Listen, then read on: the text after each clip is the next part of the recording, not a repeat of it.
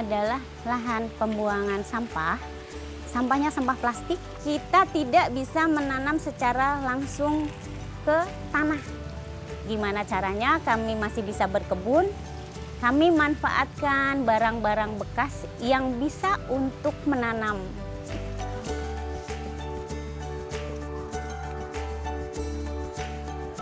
Dengan adanya kebun KWT ini, banyak masyarakat akhirnya terbuka. Mereka masuk ke area kami dari depan, tuh biasanya mereka akan, wih keren.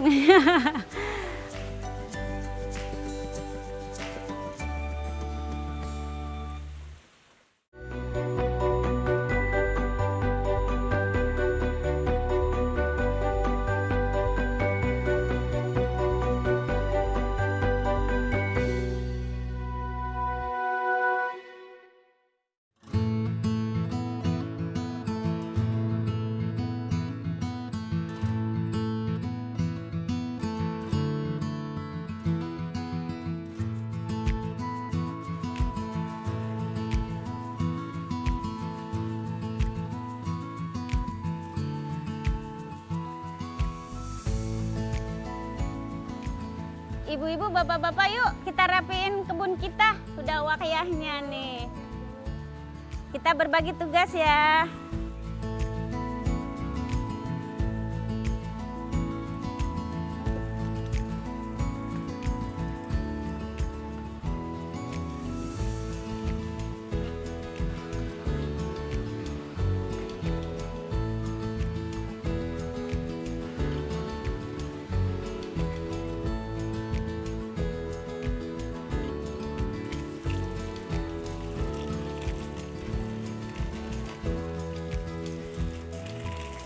Cici Era kayaknya nih tanaman tomat perlu kita tambah tanah lagi nih. Sudah, akarnya sudah nampak.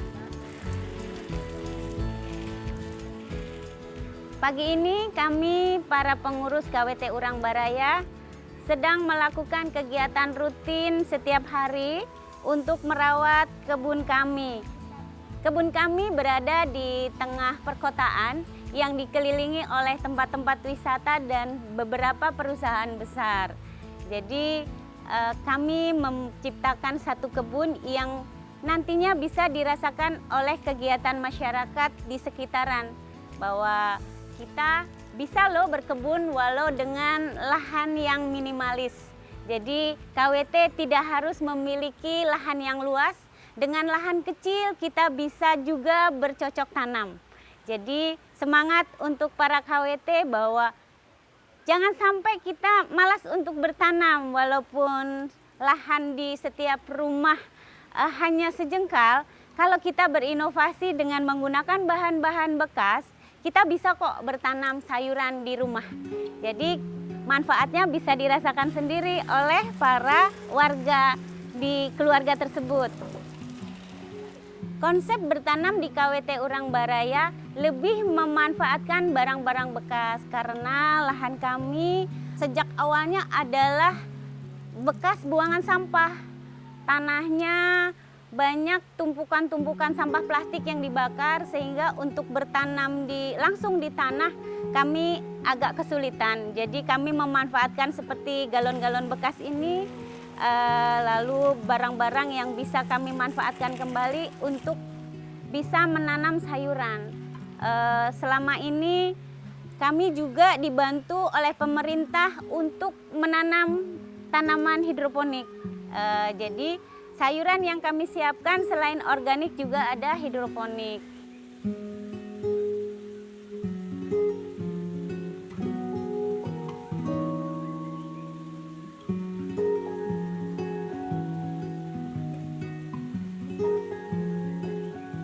Anggota kami tidak didominasi oleh para wanita, walaupun namanya KWT, Kelompok Wanita Tani, kami juga dibantu oleh para bapak-bapak tangguh yang mereka juga membantu untuk keberlangsungan KWT ini. Seperti menggali, mengangkat, memotong, itu kan biasa dilakukan oleh para bapak-bapak di kepengurusan KWT Urang Baraya.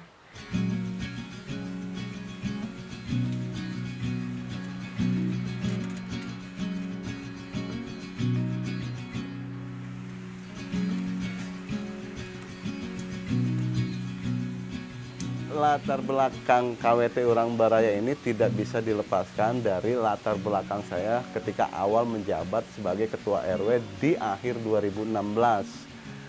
Karena ketika saya menjabat RW di 2017 sampai pertengahan 2017, saya rutin mengajak kepada teman-teman RT untuk melakukan rembuk-rembuk warga. Gitu. Dari hasil diskusi dan ngobrol dengan keluarganya Pak RT, akhirnya disepakati karena memang lahan ini lahan yang tidak dimanfaatkan, hanya dipakai buat membuang sampah dan dibakar. Nah, tapi kita juga diminta untuk bagaimana penanganan sampahnya gitu ya, sampah dari home industry ini. Nah, dari situlah akhirnya kita memulai membangun ini menjadi satu tempat yang sekarang kita sebut dengan sebutan KWT. Kenapa kita berurang baraya? Karena bahasa ibu kita masih bahasa Sunda, gitu ya. Jadi urang itu adalah kita, baraya itu adalah saudara. Maka kita kembalikan semangat persaudaraan kita. Jadi siapapun yang tinggal di RW 01 itu adalah bagian dari masyarakat RW 01 dan dia harus bertanggung jawab terhadap lingkungannya itu sendiri.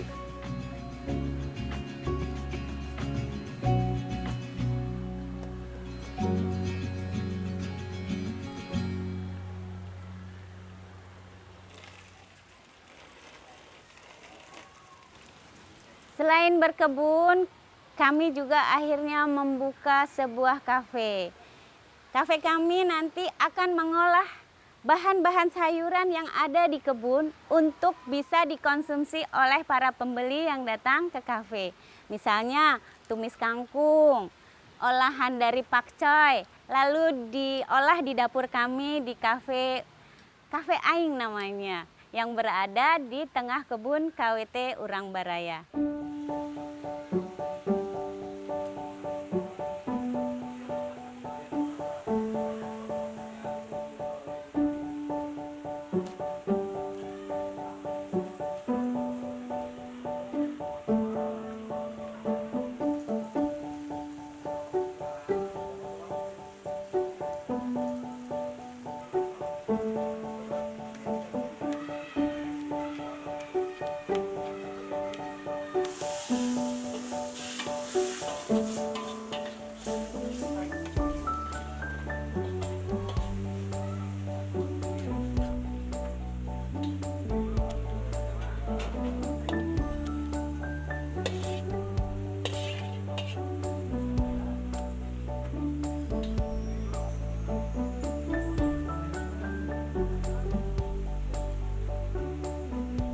Kafe kami temanya urban farming. Jadi kami ingin memberikan satu edukasi kepada para pengunjung kafe bahwa ini loh kafe yang belum ada di mana-mana mungkin. Bahwa tanaman yang kami tanam itu ada di menu kafe. Jadi para pengunjung bisa mungkin ingin tumis kangkung atau tumis daun Brazil. Boleh silakan memetik sendiri sayurannya, nanti serahkan pada chef kami yang ada di kafe untuk diolah menjadi hidangan. Juga ada menu minuman daun mint, lalu ada kembang teleng, ada minuman rempah. Itu semua kami siapkan di sini dengan tanaman-tanaman yang memang sudah ada di area KWT ini. Jadi semua yang kita tanam mudah-mudahan bisa bermanfaat dan punya nilai ekonomis.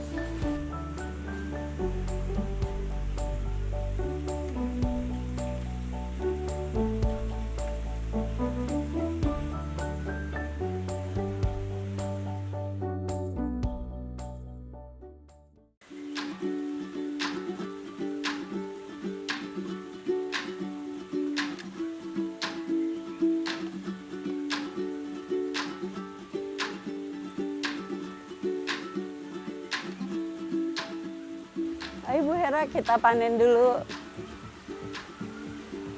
Hari ini kita mau panen sayuran yang ada di KWT Urang Baraya.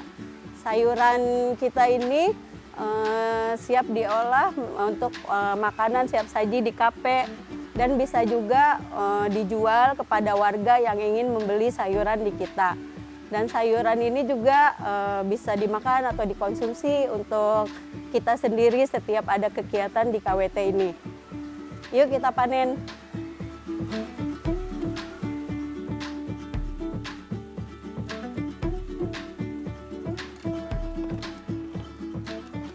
Wah, seger-seger ya Bu Era ya kangkungnya ya, alhamdulillah.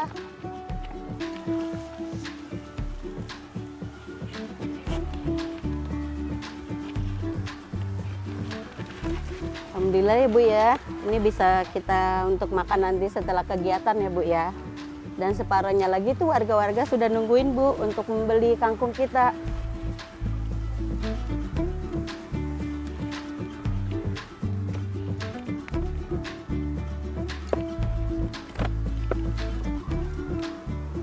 Untuk tanaman organik, kami lebih kepada mengolah tanah.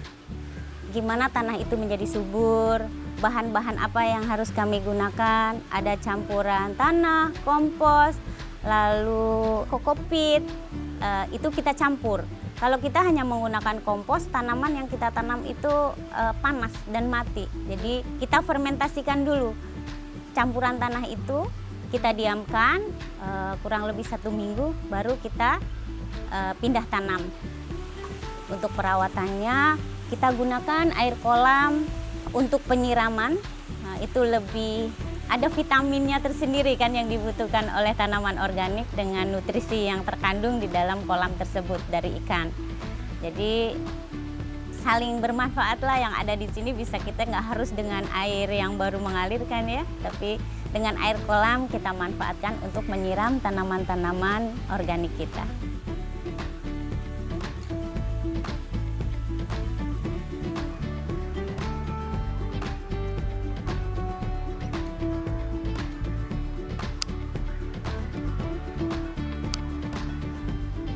Mengapa penting menanam secara organik? Seperti tadi saya bilang bahwa satu, dari sisi kesehatannya, tanaman itu bebas dari pestisida, menambah income para pengurus. Kita bisa jual kan ke masyarakat, ini loh tanaman dari kita, udah pasti kita nggak pakai bahan-bahan kimia, itu menjamin pengonsumsi juga nggak usah takut. Dengan menggunakan sistem menanam organik, kami para pengurus utamanya kita akan terbebas dari bahan-bahan pestisida, sentuhan-sentuhan dengan bahan-bahan kimia pada saat kita merawat tanaman tersebut. Jadi amanlah buat pengelola maupun yang mengkonsumsinya. Lalu untuk hidroponik kami lebih menggunakan nutrisi yang juga ramah lingkungan. Kandungan gizinya juga lebih bagus karena kami juga tidak menggunakan bahan-bahan pestisida.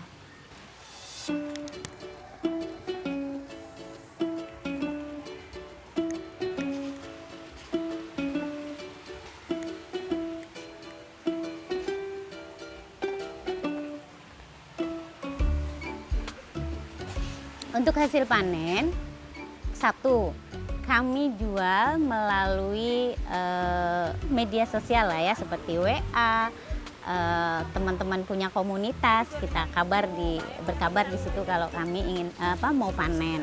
Yang kedua, kami bagikan ke pengurus untuk kualitas sayuran yang mungkin nggak bagus juga untuk dijual. Ketiga, kita pakai untuk menu di kafe kami. Mudah-mudahan apa yang kita tanam ini semua punya nilai ekonomis.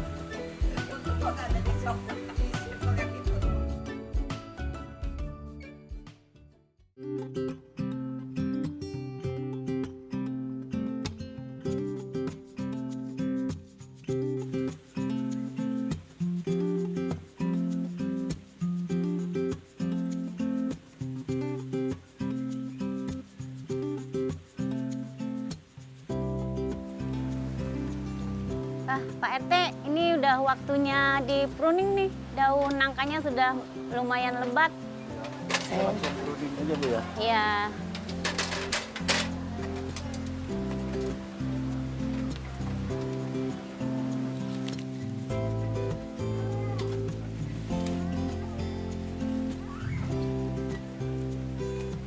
Tanaman yang sudah agak tinggi dan layak untuk segera di pruning, kita lakukan pemotongan dahan-dahan yang sudah waktunya lah ya, karena dengan semakin sering di pruning, tanaman akan mengeluarkan cabang baru dan menambah buahnya juga. Nah, dari hasil pruningan kita cacah, kita masukkan ke tong sampah, didiamkan saja di situ. Nanti ditambah dengan tanah, lalu daun-daun yang jatuh kita juga masukkan ke situ, ditutup, nanti jadi komposter juga dan kita bisa pakai buat tanaman-tanaman organik kita.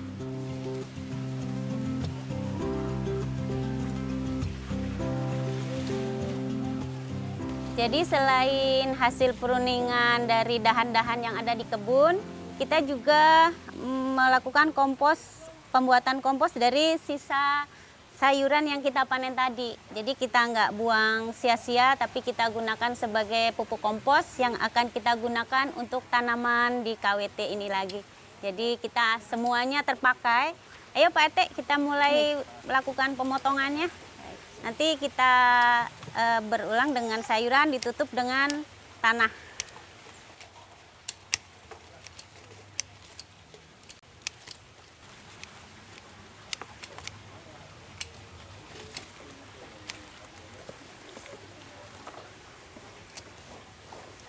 Hasilnya setelah 1 bulan itu biasanya sudah mengeluarkan air lindi yang bisa kita gunakan sebagai pupuk cair. Lalu ada padatnya juga bentuk kompos yang akan kita gunakan untuk menambah media tanam di beberapa pot di kebun kita.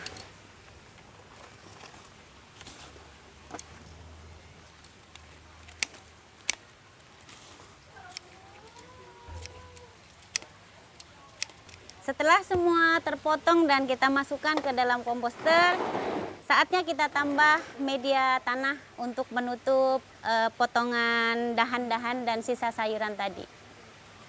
Ayo Pak RT, kita masukin. Oke. Tutup.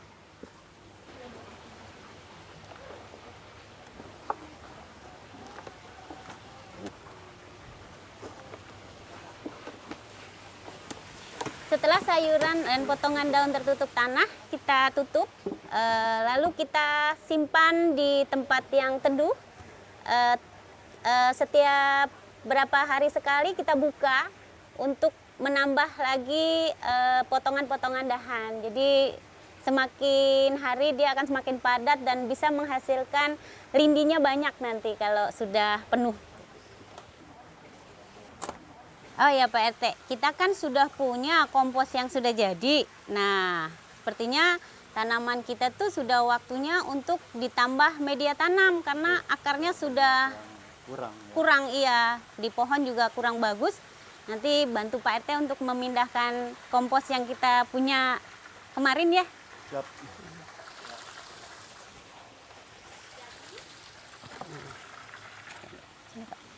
Jadi inilah kompos yang kita punya yang selama ini sisa sayuran dan dari peruningan yang kita buang di dalam drum ini. Inilah hasilnya yang bisa kita gunakan untuk media tanam di kebun kami. Lumayan bagus, semua dari dedaunan organik. Jadi mudah-mudahan sayuran kita tambah subur. Ayo Pak RT. Bisa dibawa? Kita bawa aja.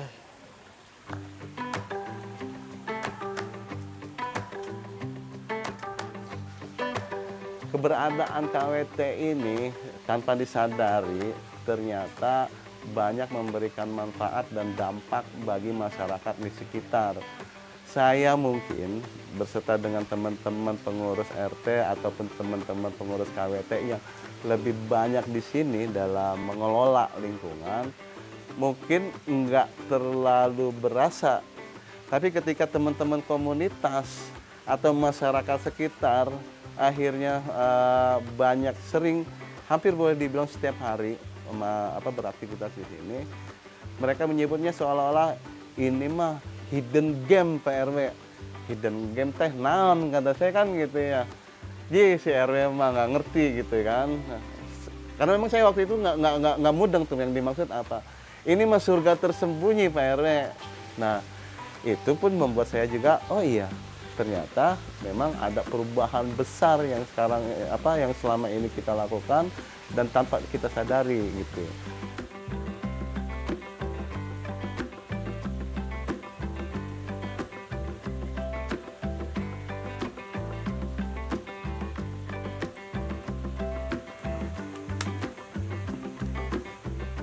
Dengan adanya kebun KWT ini, banyak masyarakat akhirnya terbuka pikirannya bahwa oh ada ya kebun di tengah penduduk yang ramai, di tengah perkotaan dengan tahu sendiri jalan di depan yang seperti itu.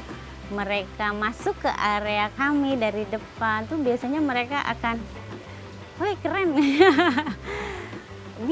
Bisa seperti ini. Nah, kami ingin memberikan satu inspirasi buat mereka bahwa jangan pernah patah semangat untuk membangun sesuatu yang nantinya bermanfaat juga buat kita.